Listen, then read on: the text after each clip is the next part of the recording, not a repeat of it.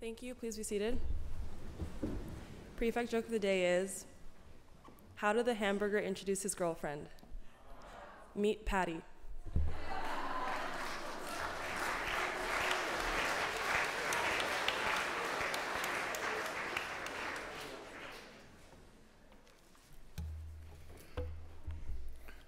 Good morning. Apologies to the vegetarians. It was a cruel joke. We're going to begin by singing the Case House hymn, Jerusalem, hymn number 5. Please stand. Quietly, please.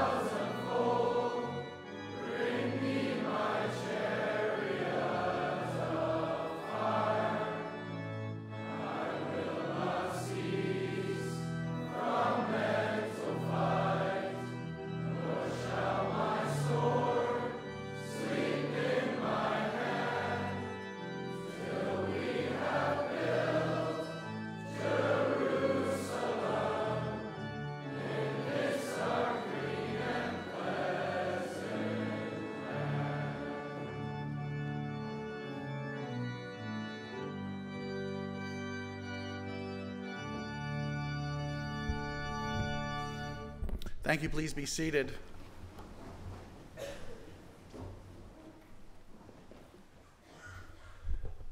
So there's certainly been a lot of sharing of personal opinions and ideas around here lately. And let me start by saying very clearly that this is a very good thing, this sharing of opinions. It's healthy and it's helpful. But I just want to talk a little bit about this morning about the fact that opinions can be used in various ways and for various purposes.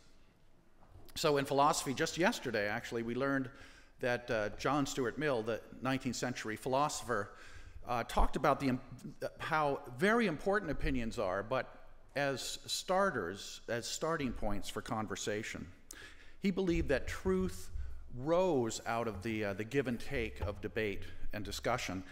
But he said that the best possible discussion and debate, they're the ones in which our minds are changed. He said those are the debates from which we take something useful and from which we learn and grow. A little different than we often think about our opinions. So what is a personal opinion? My opinions usually consist of a few thoughts, sometimes more clear and sometimes less clear, about complex subjects about which I know just a little bit.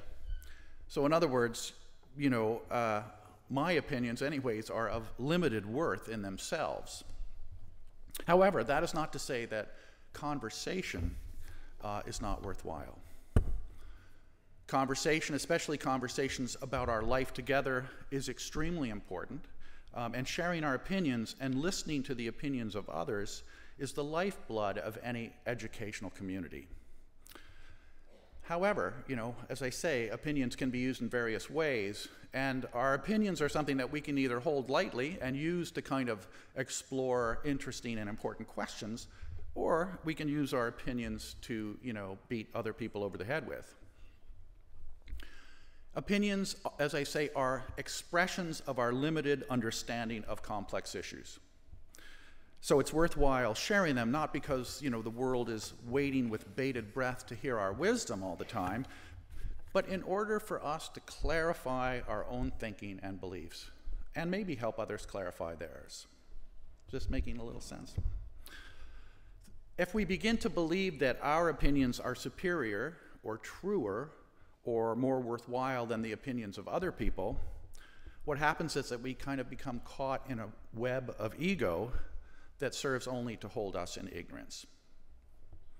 So opinions are fun, right? Opinions are the spice of conversation, but they really are just what one person thinks about something in a particular moment. So then why are they so hard to change? Why do we find it so hard to change our opinions? Why do we grasp onto them so tightly? I think it's because change, especially intellectual change, takes hard work. John Stuart Mill says that developing our beliefs and opinions in a critical and healthy way is very, very hard work and takes discipline. It requires us to think for ourselves, to examine our assumptions, and to allow at times that we get things wrong. So what would it look like to engage in conversation in a truly open way?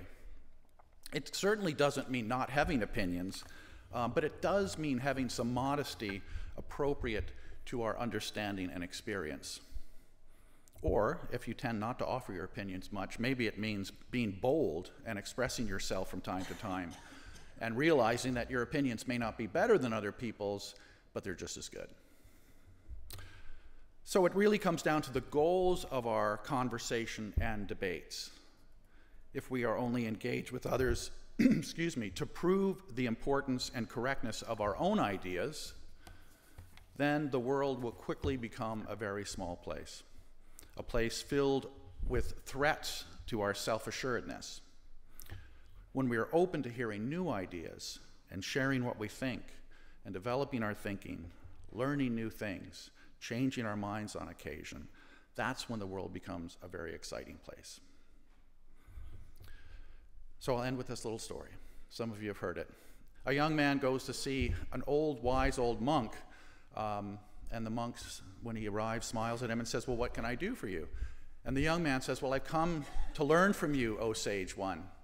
And then the young man proceeds to tell the old monk all the things that he studied and all the things that he already knows and all the areas of expertise that he has and all the awards that he's won. And finally, the old monk says, well, finally when the young man pauses, he says, "Well, you've been talking so much, maybe we should have some tea. You must be thirsty." So the old monk gets the teapot and begins to pour tea into the young man's cup, and the tea reaches the brim, but instead of stopping, the old monk continues to pour, and the tea spills out on the table. And he doesn't stop pouring, but he continues to pour, and the tea spills out on the floor. And finally, the young man, who's been looking on, horrified at this, yells, "Stop, what are you doing? There's tea everywhere."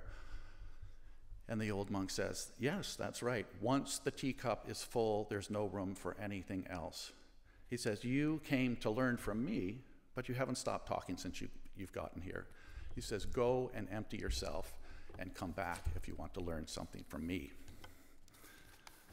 So let's keep the conversation going. Let's keep our opinions, keep sharing our opinions and ideas. But let's always to remember to temper our talk with compassion and understanding. And let's make sure that there's always room in us to grow and learn. Anyway, that's my opinion.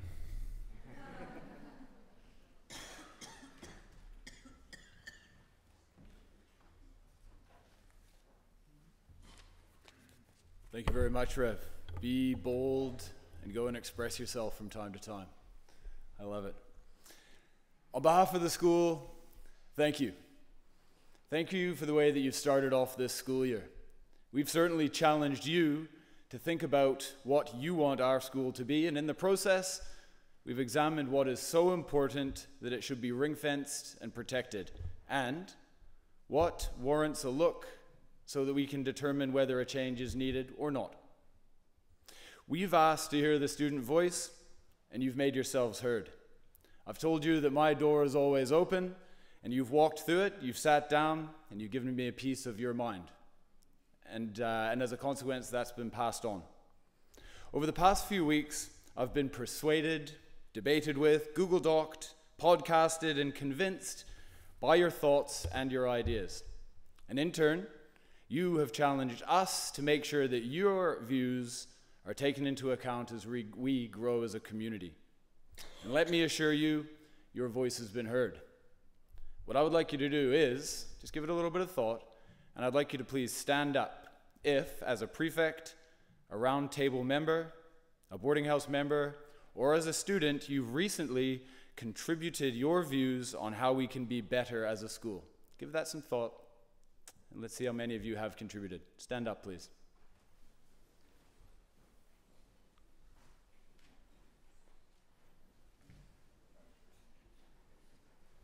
Yeah, they're still coming. All right, please take a seat. Thank you for your thoughts and your words, and now it's time for action. It's time that we make sure that our school facilities are shared equally and fairly between the genders. It's time to develop uniform guidelines that reflect our values and traditions of today, and it's time to continue to prioritize your health, both physical and mental, as you live your lives here at Shawnigan. Also, we will continue to challenge you to be the best version of yourselves while still making fun a priority. On that note, in case you haven't realized, in case you've missed it, we are well and truly into the dark days of November. This, ladies and gents, are the hard yards. Hang in there and look forward to a few highlights of the Shawnigan school calendar ahead. In 11 days, as you know, as many of you know, at the end of the long blocks, we have Health and Wellness Day, which is followed by SnoFest, which is followed by the Inter-House Airband competition. All amazing events that do just what I talked about before, prioritize fun once you've got through the hard work. What I'd like to do now is hand over to a group of prefects who will have some important messages to deliver and hopefully a little bit of fun that will send you off into your day on the right foot. Guys.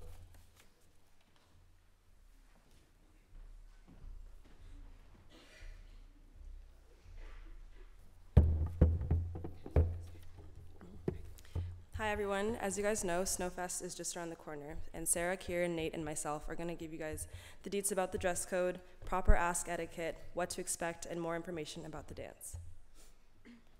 SnoFest is on December 8th, which is 11 days away. It is held in Marion Hall with a live band, and Dalen finishing off the night on the turntables. There will be a huge Christmas tree and plenty of tasty snacks.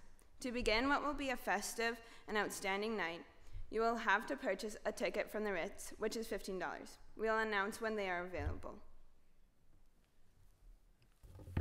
The dance itself is a formal event, and while you don't have to go with a date, traditionally, guys have asked the girls to SnoFest. However, it is 2018, so you do you. As a friendly reminder, we would like to ask that everyone enjoys themselves and has a great time, but also remembers to make the right choices on the night of the dance. We would now like to take it over to Kieran and Nate to show us the proper etiquette when asking your date to SnoFest. Kieran and Nate will be giving us a few examples.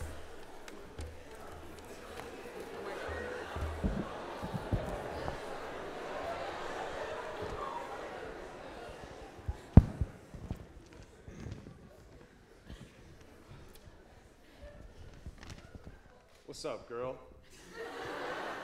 You trying to hit up SnoFest with me next Saturday? I'm sure, I guess. Freeze frame. As you can see, there's a lot wrong with this ask. The ask itself is pretty disrespectful, unplanned, and informal. Your date should feel somewhat special when you ask them. Let's look at the next example.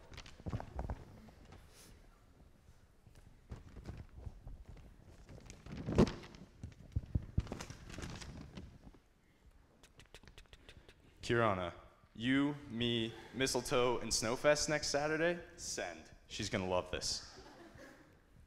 I can't believe you just texted me that. That's so rude.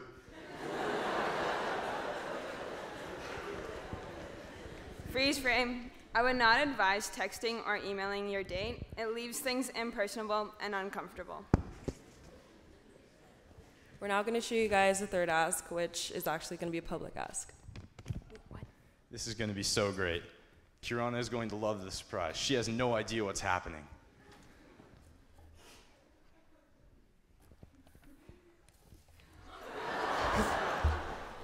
Kirana, I love you. I ain't never gonna stop loving you. Will you go to SnoFest with me? I'm sorry, I already have a date. Freeze frame. So as you guys can see, Nate tried to surprise Kirana with a public ask without her knowing and got rejected. I'm sure you all saw lots of mistakes in those last few asks, but the main rules to remember are no public asks in chapel or in Marion Hall without having run it by Mr. CB. And if you are going to go public, make sure your date is aware and that they're okay with it. Asks are not allowed to interfere with classes unless your teachers are aware, and if you're going to create a mess with your ask with candle wax or anything else, make sure to clean it up. Now, let's take a look at what a proper SnoFest ask looks like.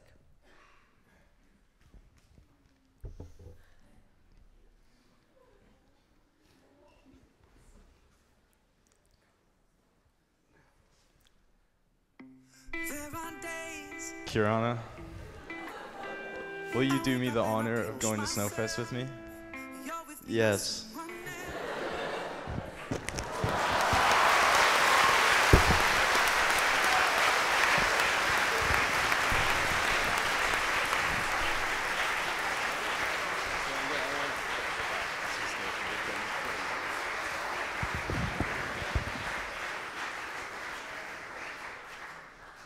I hope you enjoyed our SnoFest rundown. Please remember the rules of asking and to shower before the dance.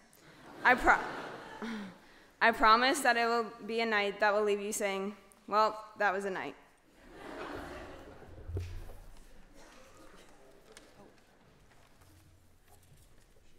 Now to kick off the SnoFest season, we have one last thing.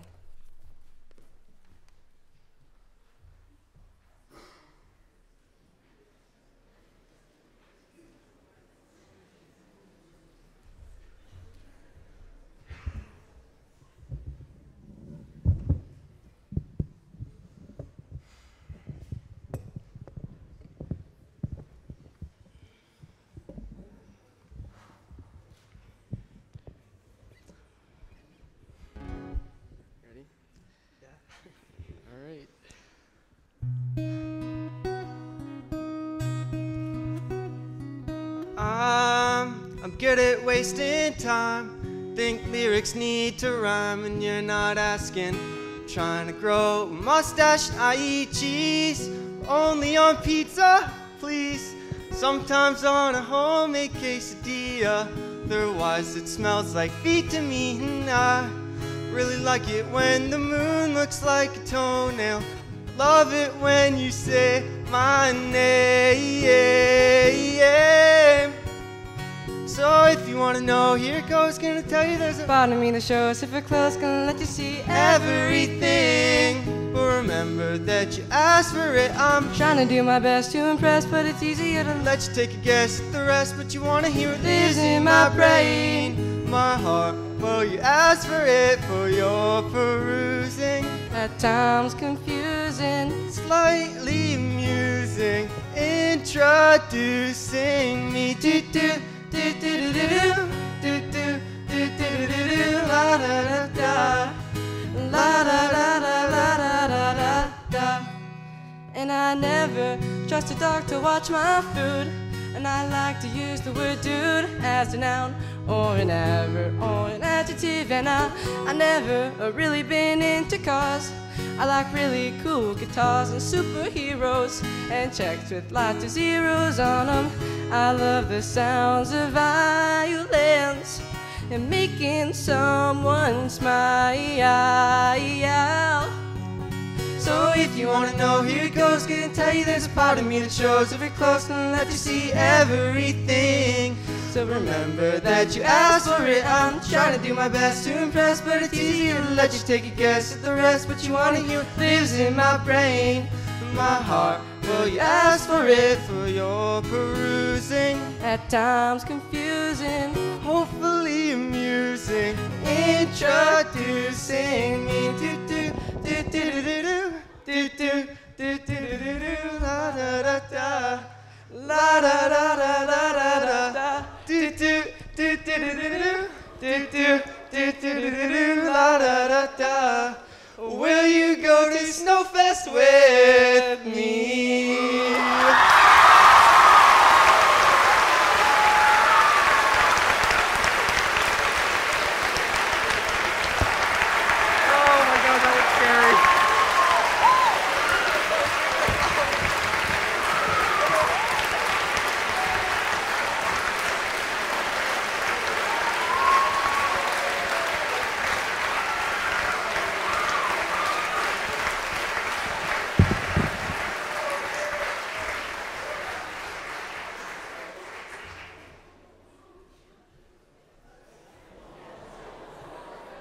What?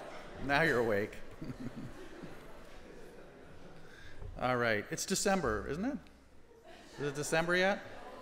Close, though, right? Well, we should do a Christmas carol, right? Let's try it. We're thinking of a Christmas carol that most people would know. Most of you know Joy to the World, right? Hymn number 58. Let's try it. Joy to the World, 58. Please stand.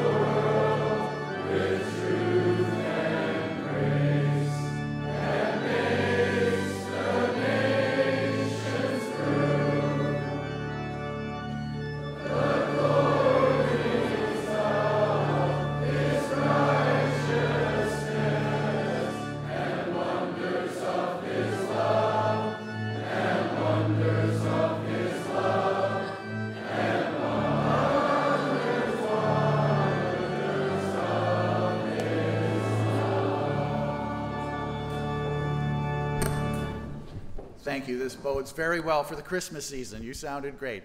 Have a great day, everybody.